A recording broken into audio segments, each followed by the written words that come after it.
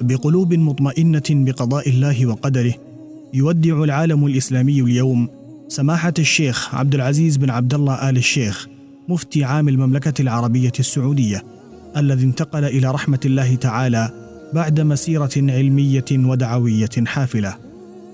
ولد الشيخ في مكة المكرمة عام 1362 للهجرة، ونشأ في بيت علم وديانة من أسرة آل الشيخ أحفاد الشيخ محمد بن عبد الوهاب رحمه الله. حفظ القرآن صغيرا ودرس في معاهد الشريعة حتى تخرج في كلية الشريعة بجامعة الإمام محمد بن سعود الإسلامية.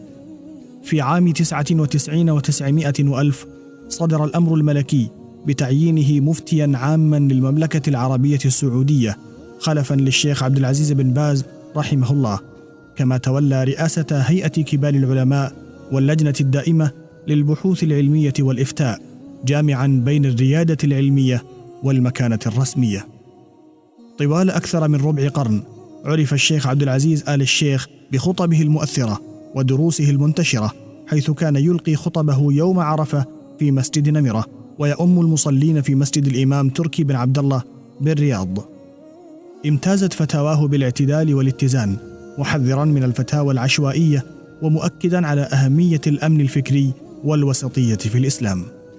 وقد ترك مؤلفات وبحوثا في الفقه والعقيدة، إضافة إلى مئات الدروس والمحاضرات التي بثت عبر وسائل الإعلام المختلفة. برحيل الشيخ عبد العزيز آل الشيخ فقدت الأمة عالما جليلا ومرجعا شرعيا بارزا، سيبقى أثره حاضرا في مسيرة العلم والدعوة لعقود قادمة، رحمه الله رحمة واسعة وأسكنه فسيح جناته.